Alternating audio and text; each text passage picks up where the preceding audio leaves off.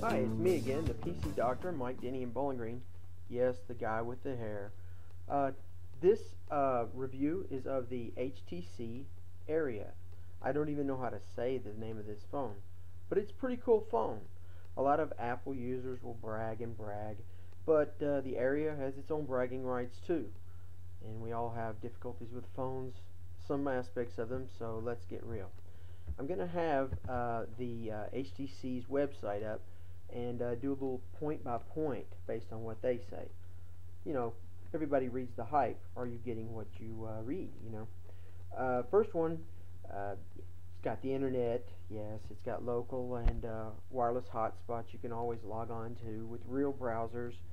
One negative thing I've noticed is that I can't play Java-related apps, sites like I play Pogo, being an old geezer. Uh, you're not going to play too many games on this. No flash-based games. You won't be able to watch any Netflix unless you've rooted it and are some kind of pro at cell phones in general anyway. Uh, I do love the home screen and the fact that you can set it up to be exactly what you want. When you get it, these are the different screens that are based on either side of your center screen. You can go ahead and adapt these. I just load them full of the funnest, freest apps that are out there, and I organize them by theme, what kind of apps they are. I have my social apps on this farthest one to the left.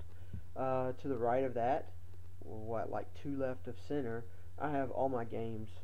Angry Birds, Angry Birds Rio, Angry Birds St. Patty's Day. These are all perfect. These apps are. And I may do another one just based on the apps because a lot of people don't play games on their phones. Um, this is my media apps page. It's one to the left of center, and I have, I don't know how well you can see these, but I have some fantastic apps loaded here. Let me see if you can see these. You'd probably rather look at these than me. What you're seeing is the this one right here on the why I'm not a weatherman. They go by what they do. I have like here a police scanner, and there is one called SoundHound. SoundHound is popular. You can using it, you can play a song, and I may show you that one. I may again do it on the next video. And you can it'll name that song, and of course you can download it and pay for it right there. Then there's Pandora, Internet Movie Database along that line. Up top I load the ones that come with the phone, the camera, and below it, it dimmed on me. The camera, and below that I have my gallery. To the right of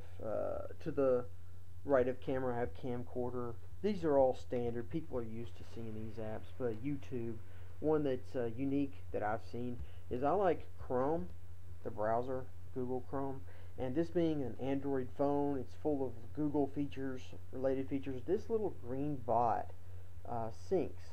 It has a list, keeps up to date all my synced Chrome favorites, and it looks like I'm spazzing out, but anyway, one thing I love is the dashboard. This is like your standard home page, which you can delete. If you have like a gizmo or a gadget on one page, it takes up the whole page, and you want it full of apps instead, you can just hold down that whole page for like 2 seconds. It'll highlight it, and you drag it down and drop it. And you're not missing anything. It's still under your programs menu, which is right here. And you can just go in, hold one of those down until the background disappears, and you're suddenly able to drop that app in its place. The apps that made up that screen, maybe instead of being a gadget or a gizmo, you can just individually drop apps in. My very, very favorite app, I'm going to do it while I'm here, is the car panel. And this one is one that came with the phone, and I have trouble rendering how I want to like a weatherman has trouble finding his page, but yeah, when you turn it, you can see what you're getting here. You're getting footprints, voice search and search, navigation, view map, and make a call. For example, if you're in your car and you have this on your dash, I'm seriously thinking of replacing my stereo in my car with this sucker. I'm on my home network, so I'm not wasting a bunch of energy. I'm going to speak to my destination. I'm going to also do it from behind the phone so you get to see how well this phone searches what you speak for. Our local mall is called, let's see, I can't get a good touch. Here we go.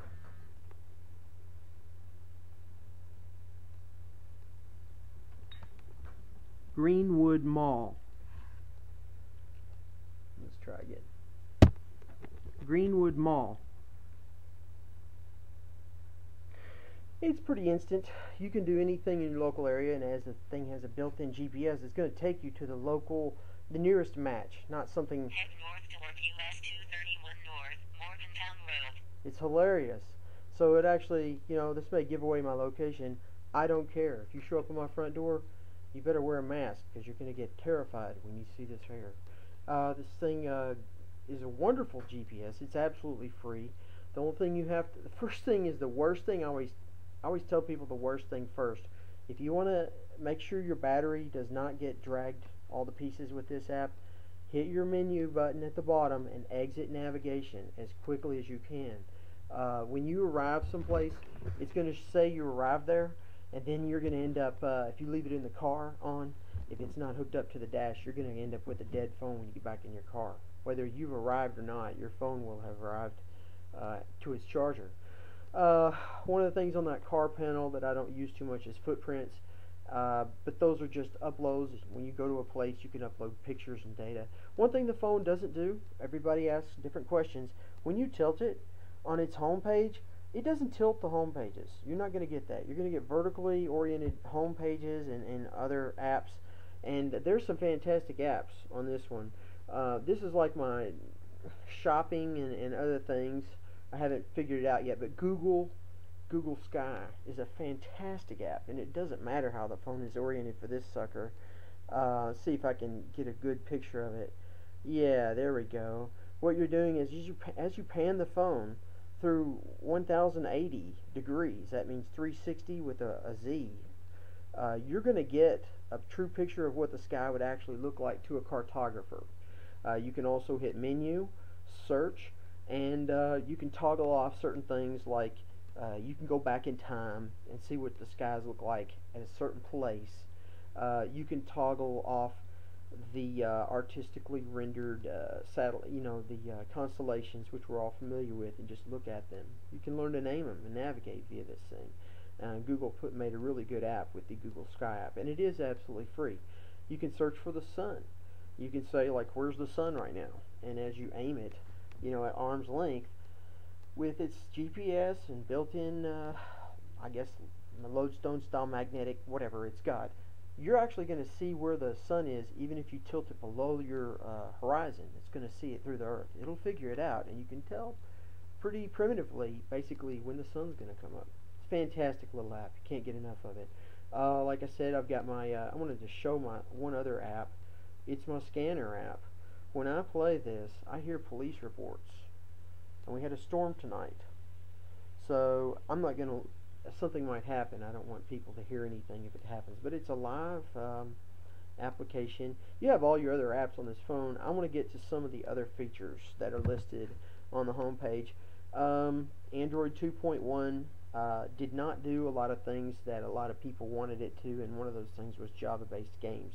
When I updated my phone to 2.2, then I was unable to easily root the thing to get it to a rooted level. I'll have to go back to until the root sites update, either wait or go back to my 2.1 ROM. And so I just left it at 2.2, which I downloaded directly from HTC.